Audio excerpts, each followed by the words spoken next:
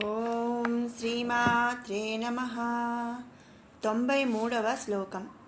కుశలా కోమలాకారా కురుకుళ్ళా కులేశ్వరీ కులకుండాలయా కౌళ మార్గ తత్పర సేవిత.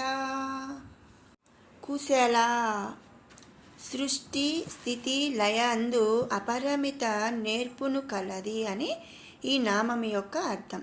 లేదా మరొక విధంగా చెప్పాలి అంటే సృష్టి స్థితి లయ అందు ఆధిపత్యము కలిగి ఉన్నది అని కూడా చెప్పుకోవచ్చు. అలా వాటి అందు ఆధిపత్యం కలిగి ఉంది కాబట్టి ఆ తల్లిని కుశల అని స్తుతించుకుంటున్నాం.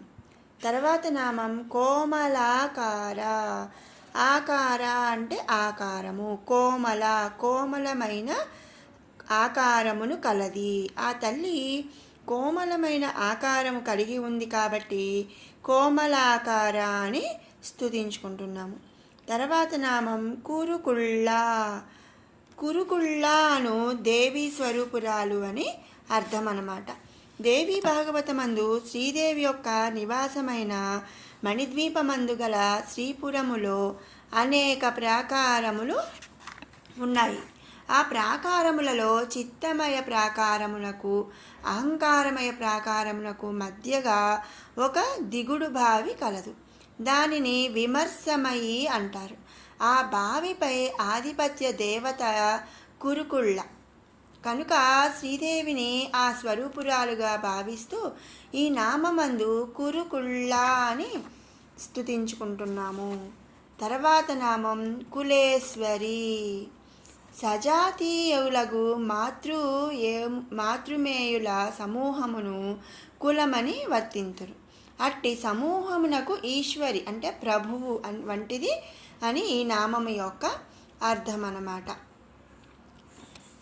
అంటే సజాతీయులగు మాతృమేయుల సమూహమునకు ఈ శ్రీదేవి ప్రభువు వంటిది కాబట్టి ఆ తల్లిని మనం కులేశ్వరి అని స్తుతించుకుంటున్నాము.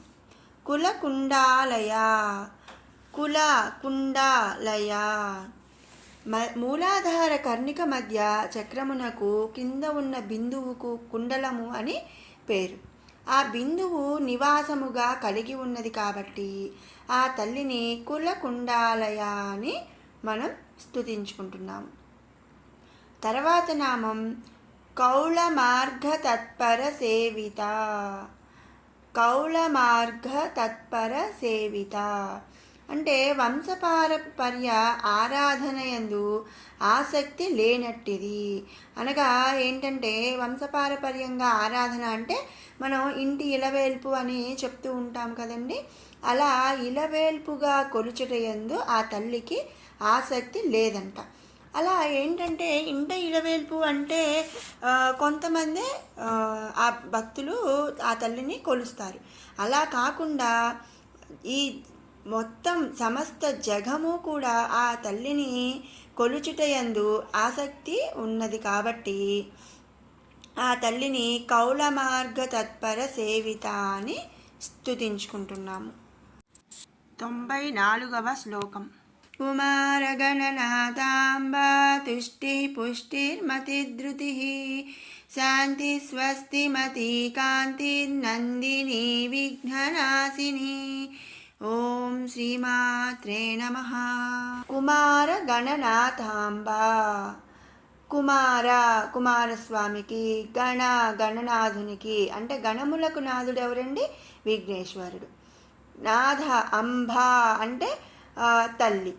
కుమారస్వామికి గణనాథునికి తల్లి అయినటువంటిది.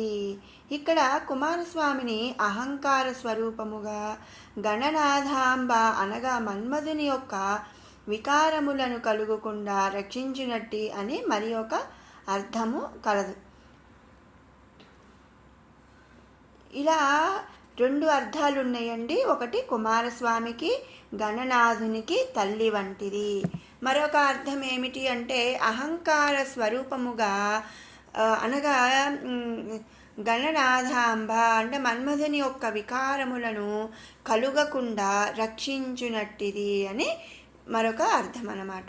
ఇలా మనని మన్మధుని యొక్క వికారములు కలగకుండా రక్షిస్తుంది కాబట్టి, అలానే కుమారస్వామికి విఘ్నేశ్వరునికి తల్లి కాబట్టి ఆ తల్లిని కుమార గణనాథాంబ అని స్తుతించుకుంటున్నాము. తర్వాత నామం తుష్టిహి. తుష్టిహి అంటే సంతోష స్వరూపురాలు లేదా సంతోషం స్వరూపంగా కలిగి ఉన్నట్టిది అని అర్థం అన్నమాట. సంతోషాన్ని స్వరూపంగా కలిగి ఉంది కాబట్టి ఆ తల్లిని తుష్టిహి అని మనం స్తుతించుకుంటున్నాము. తర్వాత నామం పుష్టిహి. పుష్టి అంటే బలము. మనం జనరల్గా చెప్తూ ఉంటాం కదండి, బాగా పుష్టిగా ఉన్నారు అని. బలము, దారుఢ్యము అని కూడా అంటారనమాట. బలము స్వరూపముగా కలిగి ఉన్నది కాబట్టి ఆ తల్లిని పుష్టిహి అని స్తుతించుకుంటున్నాము. తర్వాత నామం మతిహి. మతి అంటే మానసికం. మానసిక బలమును అంటే ధైర్యము స్వరూపముగా కలిగి ఉన్నది కాబట్టి ఆ తల్లిని మతిహి అని స్తుతించుకుంటున్నాము. ఇక తర్వాత నామం ధృతిహి. మాయావి కాలములను నాశనం చేసి జీవులకు శాంతిని ప్రసాదించున్నది కాబట్టి ఆ తల్లిని ధృతిహి అని స్తుతించుకుంటున్నాము. తర్వాత నామం శాంతిహి అంటే శాంతి స్వరూపురాలు. కామ క్రోధ మత మాత్సర్యముల చేతనే అశాంతి ఏర్పడుతుంది. అటువంటి వాటికి దేవి అతీతురాలు అలా లేదా రహితురాలు అని మనం ముందు నామాల్లో చెప్పుకున్నాం. అంటే కామక్రోధ మత మాత్సర్యాలకు ఆ తల్లి అతీతురాలు. మరి అవేవి లేనప్పుడు ఆ తల్లి ఇక అశాంతి అనేది ఉండదు. ఇక అశాంతి అనేది లేనప్పుడు శాంతిగా ఉంటుంది, శాంతి స్వరూపురాలుగా చెప్పబడుతుందన్నమాట. లేదా ఇంకొక నామం, ఇంకొక అర్థం ఏం చెప్పుకోవచ్చు అంటే షోడశీ కళకు శాంతి అని పేరు గలదు. షోడశీ కళ అంటే ఏంటంటే జీవులు ఎందుకల అణవాయలముల వికారముల శాంతింప చేయటాన్ని కూడా చెప్తారు. ఇలా ఆ తల్లి షోడశీ కళ కలిగి ఉంది కాబట్టి, షోడశీ కళకు శాంతి అను పేరు ఉంది కాబట్టి ఆ తల్లిని మనం శాంతి అని స్తుతించుకుంటున్నాము. తర్వాత నామం స్వస్తిమతి. శోభనమగు తేజోమయ ఉనికిని కలిగినది, శుభము కలిగినది, వినాశనము ఎరుగనిది అని ఇలా ఇక్కడ మనం చెప్పుకోవచ్చు అనమాట. స్వస్తి అంటే మనం చెప్తుంటాం కదండి, స్వస్తి ఈ పనికి ఇంకా స్వస్తి అంటే శుభము, అలా అంటే స్వస్తి అంటే శుభము, మతి అంటే కలిగి ఉన్నది, శుభము కలిగినది అంటే వినాశనము ఎరుగనిది లేనిది అని ఇక్కడ అర్థం. అందుకే ఆ తల్లిని స్వస్తిమతి అని స్తుతించుకుంటున్నాము. తర్వాత నామం కాంతిహి. కాంతి స్వరూపమయి అని అర్థం అన్నమాట. తర్వాత నామం నందిని. ఆనందమును కలుగజేయునది లేదా నందిని అను గోస్వరూపమయి అని ఇక్కడ అర్థం అన్నమాట. నందిని అంటే ఆవు అంటే గోమాత అని మనకి తెలుసు కదండి. ఆ నందిని స్వరూపము కాబట్టి ఆ తల్లిని నందిని అని మనం స్తుతించుకుంటున్నాము. తర్వాత నామం విఘ్ననాశిని. నాశిని అంటే నాశనం చేసేది, విఘ్న అంటే విఘ్నములను నాశనం చేయునది కాబట్టి ఆ తల్లిని విఘ్ననాశిని అని స్తుతించుకుంటున్నాము. విన్నారు కదండి 93, 94 శ్లోకాల వివరణ. ఇప్పుడు 91 నుంచి 94 వరకు 2 సార్లు పారాయణ చేసుకుందాము.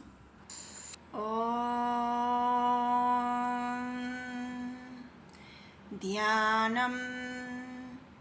అరుణాం కరుణాతరంగితాక్షీం ధృతపాశాంకుశపుష్పబాణచాపాం అణిమాధిభిరావృతాం మయూకైః అహమిత్యేవ విభావయే భవానీం. ధ్యాయేత్ పద్మాసనస్థాం వికసితవదనాం పద్మపత్రాయతాక్షీం హేమాభాం పీతవస్త్రాం కరకలితలసద్ధేమ పద్మాం వరాంగీం సర్వాలంకారయుక్తాం సకలమభయదాం భక్తనమ్రాం భవానీం श्रीविद्यां शान्तमूर्तिं सकलसुरनुतां सर्वसम्पत्प्रदात्रीं सकुङ्कुमविलेपनामलिकचुम्बिकस्तूरिकां समन्दहसितेक्षणां ससरचापपाशाङ्कुशाम् अशेषजनमोहिनी मरुणमाल्यभूषोज्ज्वलां जपाकुसुमबासुरां जपविधौ स्मरेदम्बिकाम् तत्त्वासना तत्त्वमयी पञ्चकोशान्तरस्थिता निस्सीममहिमा नित्ययौवना मदशालिनी मदघूर्णितरक्ताक्षी मदपाटलगण्डभूः चन्दनद्रवदिग्धाङ्गी चाम्पेयकुसुमप्रिया कुशला कोमलाकारा कुरुकुल्लाकुलेश्वरी कुलकुण्डालया कौलमार्गतत्परसेविता कुमारगणनाथाम्बा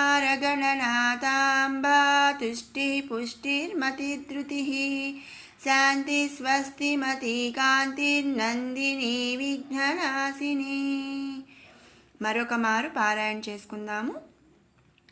తత్వాసనా తత్వమయీ పంచకోశాంతరస్థితా నిస్సీమమహిమా నిత్యయౌవనా మదశాలిని మదఘూర్ణితరక్తాక్షీ మదపాటలగण्डभूः चन्दनद्रवदिग्धाङ्गी चाम्पेयकुसुमप्रिया कुशला कोमलाकारा कुरुकुल्लाकुलेश्वरी कुलकुण्डालया कौलमार्गतत्परसेविता कुमारगणनाथाम्बा तुष्टिपुष्टिर्मतिधृतिः शान्तिस्वस्तिमती कान्तिर्नन्दिनी विघ्ननाशिनी.